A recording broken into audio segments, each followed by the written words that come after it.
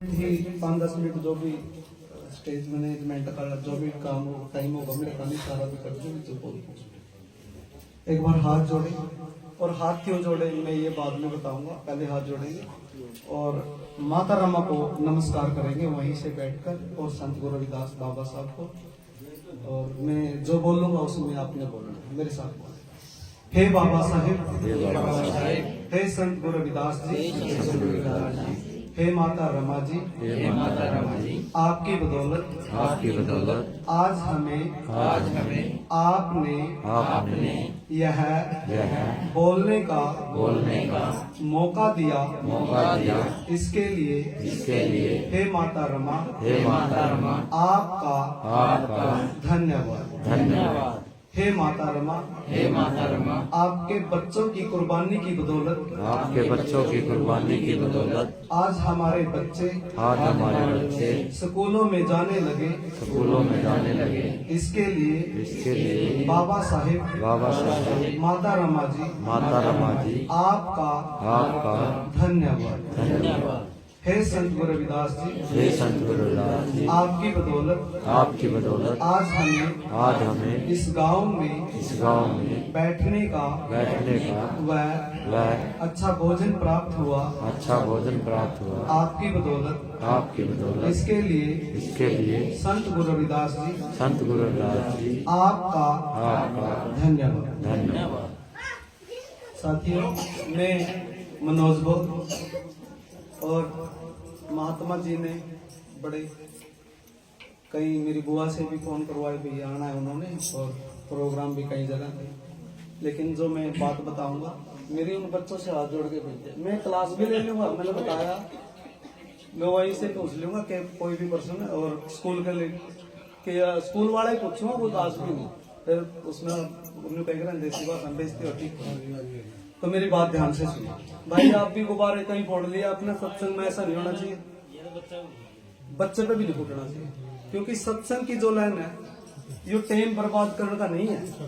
ये बुजुर्ग बैठे ना सारी जिंदगी कैद, और मैं तो आज बड़ी उनके साथ बहुत साल के बाद मेरे ताऊ नाथू जी कही करते हैं, उन्हें बड़े दर्शन हुए और मुझे पूरा यकीन था भाई जिस घर से हमारी महात्मा जी है वो कोई छोटा घर नहीं है, वो बहुत बड़ा घर है। मैंने जब आज पता लगा नहीं भाई ताऊ नाथू जी की लड़की है, मुझे इतना बड़ा गर्व महसूस होया कि इस घर में जिस व्यक्ति ने ईमानदारी का काम किया था आज भी इस घर में बड़े बड़े भंडारे चल रहे हैं। बड़ी खुशी है।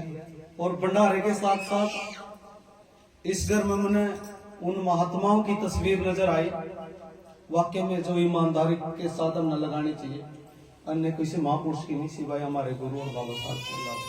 ये बहुत बड़ी बात है। मैं आपको और आपके पिता को नमस्कार करता हूँ कि जिस पिता ने ऐसी बेटी को जन्म दिया और जिस पिता को भी ऐसे पिता ही ने जन्म दिया कि वो अपने समाज के प्रति बड़ी ईमानदारी से वो लड़ाई लड़ते हैं। और मैं अपनी बात बताना चाहता हूँ माता रमा, अब ध्यान से सुनना। मैंने पहले भी बोला था लेकिन इस जन्म उत्सव पर हमने यही ज्यादातर बोलने को मिलता है। मैं ये कहूंगा कि इसकी आवाज ये गूंजती है ना, थोड़ी सी कम कर दे प्लीज। हेलो, आवाज कौन सी है भाई, कर रहा है इसकी से एक को घटा दो। हेलो, हम माता रमा का जन्मदिन मना रहे हैं, उसका पता भी होना चाहिए भाई क्यों मनाए। जन्मदिन तो इसका भी, माता जी का भी आवा है, इसका भी आवा, उसका भी आवा, मेरा भी आवा, लेकिन ये थोड़ी है भाई अलग अलग काम में गया सारे घर बैठ से।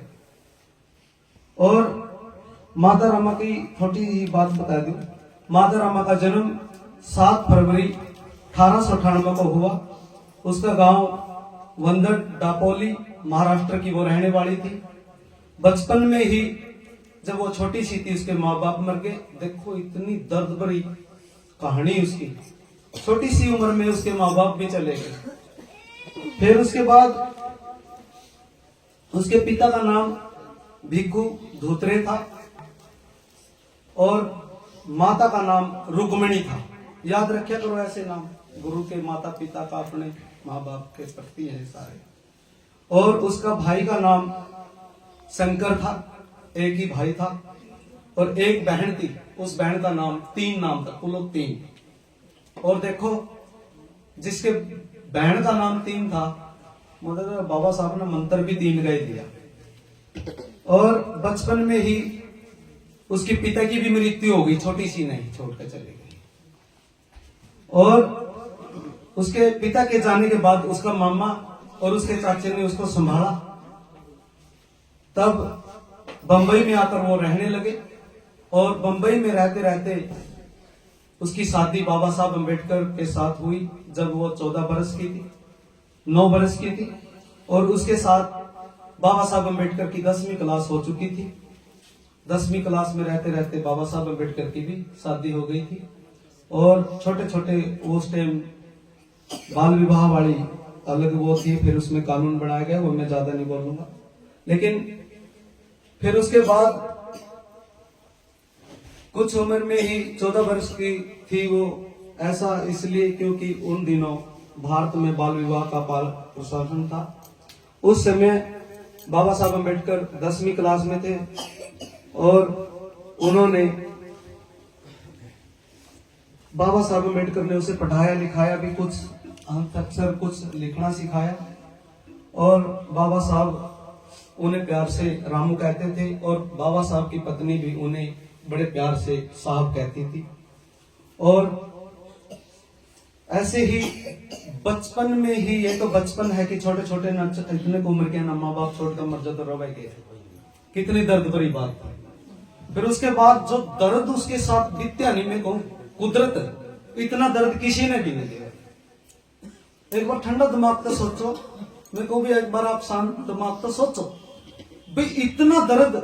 माँ बाप भी बचपन में चले गए, चाचे ताऊ ने पाली, मामा ने पाली, फिर उसकी छोटी सी उम्र में शादी की और 14 वर्ष की उम्र में उसका पहला लड़का यशवंत होया, जो आज भी जिंदा है, बाबा साहब अम्बेडकर का बेटा। वो बंबई में उनका पूरा परिवार रहता है। वो यशवंत तो चले गए लेकिन उसके बच्चे पोते जो है जिंदा है, वो जिंदा ही है। आज मेरी पत्नी ने भी आज ही पता लगा कि बाबा साहब अम्बेडकर की औलाद भी जिंदा है। वो बड़ी खुश हुई और मैं उसकी बात बताता हूं। जब बाबा साहब अम्बेडकर कोलंबिया में अपनी पढ़ाई पूरी कर रहे थे, मैं उसकी दर्द भरी दास्तान सुनाने जा रहा हूं, जो जिससे वो रमा बनी, जिसकी बदौलत आज हम उसका जन्म उत्सव मना रहे हैं। ये माता रमाई की कहानी नहीं, गुरु रविदास की भी कहानी है। उसी के साथ साथ जब बाबा साहब अम्बेडकर अपनी शिक्षा ग्रहण कर रहे थे, वो अमेरिका में थे, कोलंबिया यूनिवर्सिटी में। कोलंबिया यूनिवर्सिटी में जब वो अपनी पढ़ाई पूरी कर रहे थे, उसने चिट्ठी लिखवाई माता रमा ने कि बाबा साहब अम्बेडकर आप पढ़ाई करते रहना, मैं बच्चों का ध्यान रखूंगी। लेकिन दुख की घड़ी तो यह थी कि उसका बाबा साहब का एक बच्चा इस दुनिया से विदा हो गया, लेकिन चिट्ठी में बिल्कुल भी नहीं लिखा कि बाबा साहब आपका एक बच्चा इस दुनिया से विदा हो गया। देखो उस मां का भी। फिर उसके बाद बाबा साहब इंग्लैंड में थे, उसका दूसरा बच्चा भी इस दुनिया से विदा हो गया। चिट्ठी लिखवाई, सिर्फ इतना ही लिखा था, बाबा साहब अपना ध्यान रखना, मैं बच्चों का ध्यान रखूंगी। कुछ और बातें थी, लेकिन दुख की बात थी ना, भी दूसरे बच्चे का भी पता नहीं दिया, भाई बाबा साहब पढ़ाई करते रहो, कोई जरूरत नहीं है, मैं अपना ध्यान रखूंगा। बाबा साहब ने वापिस चिट्ठी लिखी कि हे रमा, मेरे पास जो पैसे थे वो अब नहीं है, कुछ भी मेरे पास, कुछ पैसे का इंतजाम कर दे। वो बंबई की गलियों में गोबर इकट्ठा करके कुछ पैसा कमाया और बाबा साहब को भेजा। लेकिन दुख की बात थी, उसकी तीसरी लड़की बीमार थी, उसको भी नहीं बचा पाई। जितना पैसा था उन्होंने बाबा साहब को भेज दिया। उसके बाबा साहब की एक लड़की भी थी जिसका नाम हिंदू था। जब बाबा साहब इंडिया आए, भारत में आए, बाबा साहब का चौथा बच्चा बीमार था। जैसे वो गेट के पास आए, माता रमा ने अपनी थाली उठाई, उसका स्वागत के लिए दीपक जलाया और सभी के सभी बाबा साहब की बहनें थी, सारा परिवार था, समाज भी आया। और उसमें जब उसका आरता किया, तब बाबा साहब अम्बेडकर ने एक सवाल किया कि हे रमा, मेरे 2 बच्चे तो हैं इधर, 3 बच्चे कहां पर हैं? मां रोई और रोते हुए कहती है कि बाबा साहब मैं उन्हें नहीं बचा पाई, मेरे पास इतने दवाइयों के पैसे नहीं थे, मैं करती भी तो क्या करती। बाबा साहब भी रोए और उन्होंने अपना मन समझाया। लेकिन जो दुख की घड़ी बीती, जो दुख की घड़ी बीती वो ये बीती कि चौथा लड़का भी बीमार था।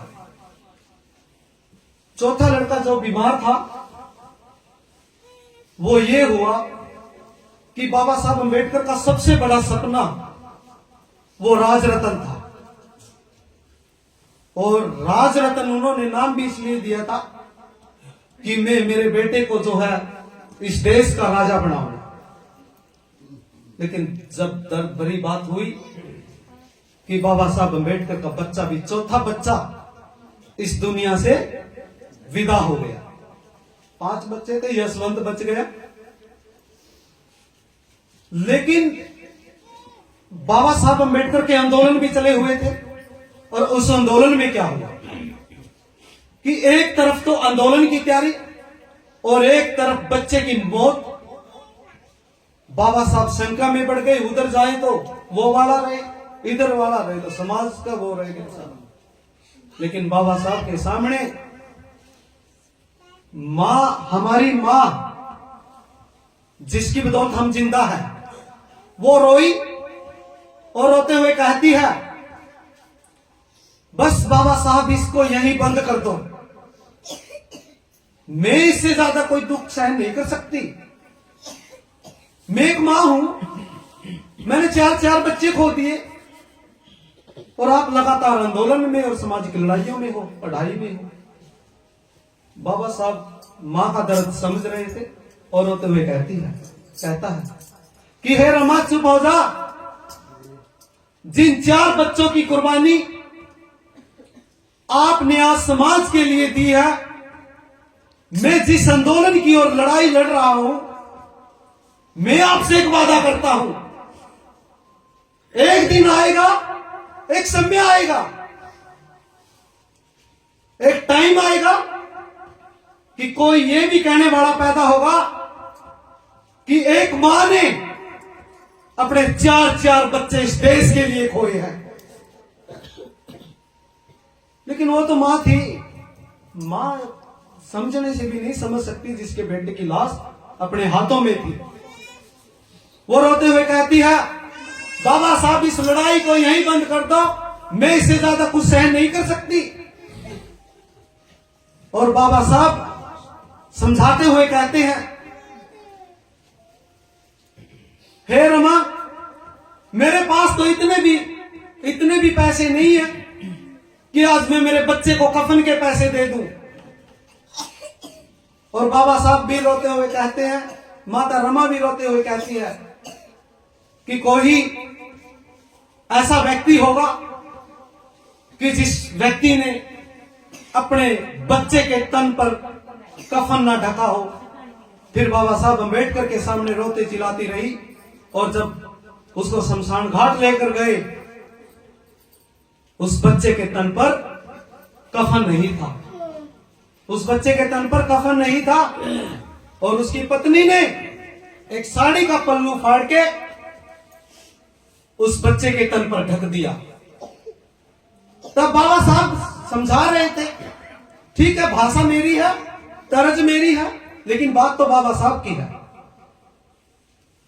बात यह हुई, बाबा साहब कहते हैं कि हे रमा, जिस कफन के पैसे भी मैं इस समाज के लिए लगाने जा रहा हूं, मैं उस समाज के लिए लगाने जा रहा हूं जिनके बच्चों को जोड़ों और तालाबों का पानी भी नसीब नहीं हुआ, जिनके बच्चों के तन पर वस्त्र नहीं है।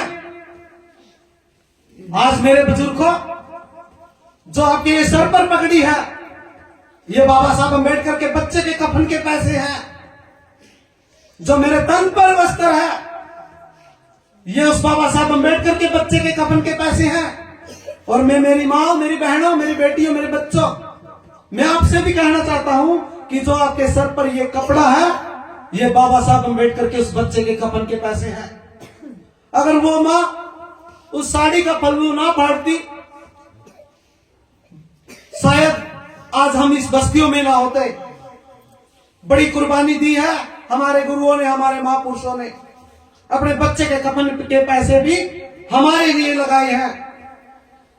इसलिए एक महाराष्ट्र की रहने वाली की तस्वीर इस कुटिया में है। मध्य प्रदेश के रहने वाले, माहौगाम इंदौर जिला के रहने वाले बाबा साहब अम्बेडकर हरियाणा में और हरियाणा के कुराड़ गांव में है। बनारस के रहने वाले संत गुरु रविदास,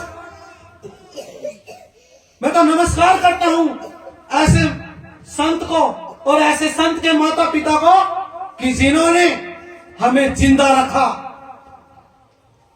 और बाबा साहब अम्बेडकर जब उस बच्चे को दफना के आए, तब बाबा साहब अम्बेडकर ने हमारे लिए पानी की लड़ाई लड़ी। 20 मार्च 1927 में हमने पहली बार पानी प्राप्त हुआ। और देखते ही देखते उस बच्चे को जब दफना दिया, तब जाके हमें पानी नसीब हुआ, वस्त्र नसीब हुए। और बाबा साहब अम्बेडकर पर 35 हमले हुए और 35 हमलों के जिम्मेदार आरएसएस और कांग्रेस पार्टी के लोग जिम्मेदार हैं। आज आपस में झगड़ते हैं कि आपने क्या पता, ये तो भीम आर्मी वाले हैं, तो मायावती वाले हैं, ये तो अम्बेडकर वाले हैं, तो गुरु रविदास वाले हैं।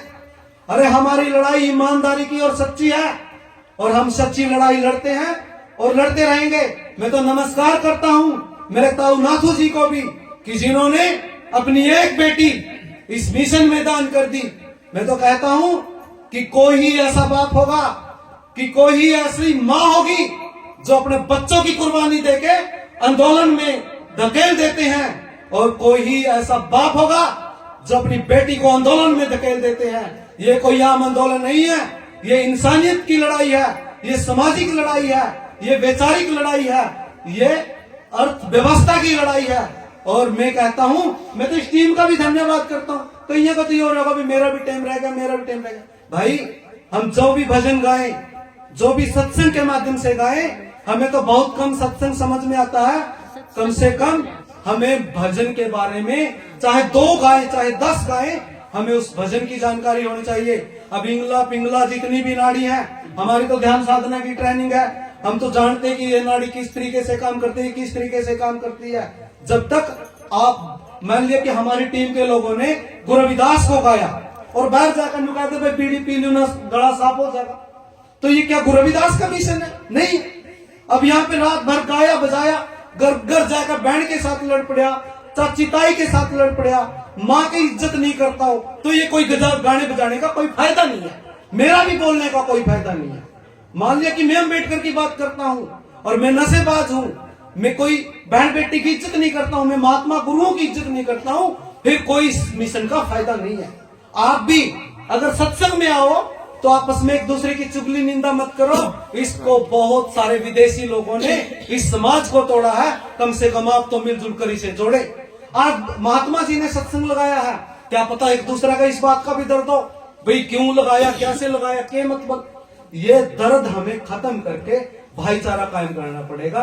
हमारे महापुरुषों ने जो कुर्बानी दी है, ये कोई आम कुर्बानी नहीं है, कोई आम कुर्बानी नहीं है। और आम कुर्बानी नहीं है तो बच्चों की कुर्बानी देके अगर आज उन बच्चों को जिंदा रखना है, वो सिवाय गुरु रविदास की विचारधारा और गुरु रविदास की विचारधारा और भारत के संविधान को जिंदा कर लो, वही बाबा साहब अम्बेडकर जिंदा है, वही गुरु रविदास जिंदा है, वही कबीर जिंदा है। अगर इनकी विचारधारा ही समाप्त हो गई, अगर यही समाप्त हो गए, तो ना हम जिंदा रहेंगे, ना बाबा साहब जिंदा रहेगा, ना बाबा साहब के बच्चे जिंदा रहेंगे। हमारी लड़ाई ईमानदारी की और सामाजिकता की होनी चाहिए। आप लोगों ने मेरी बात को ध्यान से सुना। मैं महात्मा जी को नमन करते हुए और उसके पिता को, मेरे पिता के समान सभी बुजुर्गों को नमस्कार करते हुए और मेरी माता बहनों को, आपने माता रामा की यादगार में एक बात कहना चाहता हूँ। आपने मेरे को 100 रुपये दिए, मैं ये 100 रुपये बड़ी ईमानदारी से मैं यहाँ रख रहा हूँ ताकि इस भंडारे को आगे बढ़ाया जा सके। और मैं एक बात कह दूं भाई, इसके बाद मैं अपनी बात समाप्त करता हूँ। कोई भी सत्संग हो, कोई भी मिशन हो, कोई भी सिस्टम हो, जब तक हम 100, 200, 500 देकर यहाँ नहीं रखेंगे, चाहे कहीं भी हो, ये नहीं कि यहीं पे कहीं भी आंदोलन हो, 10, 20, 50 का 100 का सहयोग करोगे तभी तो ये आंदोलन चलेगा, तभी ये भंडारे चलेंगे। अगर आपके मन में ये लालच आ गया हो, मनोज का मन में ये लालच आ गया हो कि मैंने कराड़ गांव में जाकर महात्मा पता नहीं कहा थी, मैं तो बोलन खातर 1000 पी लूंगा, 2000 पी लूंगा, और मिलते भी हैं नहीं। सिवाय ये हो सकता है कि हम हर रात भर मजदूरी छोड़ के आंदोलन में काम करते हैं। अगर हमें 1000 मिले तो हमारा 500 का योगदान गुरु रविदास और बाबा साहब के मिशन में बनता है। ये नहीं कि हम पीछे पे गाएं, पीछे पे बजाएं, ये यार वगैरह हमने तो कभी नहीं किया। इन्हीं बातों के साथ मेरा क्रांतिकारी जय भीम, जय गुरु रविदास, नमो बुद्धाय। बाबा साहब, बाबा साहब, जोर से इतना जोर का नारा लगाएं ताकि पड़ोसी को भी याद आए। मेरे साथ बोले, गुरु रविदास शक्ति अमर है। और भी जोर से भाई, गुरु रविदास शक्ति अमर है। बाबा साहेब अमर है। बाबा साहेब अमर है। माता रमा अम्बेडकर जी अमर रहे। अमर है। अमर है। जब तक सूरज चांद रहेगा बाबा तेरा नाम रहेगा। जब तक सूरज चांद रहेगा बाबा तेरा नाम रहेगा। जय भीम, नमो भाई, जय गुरु।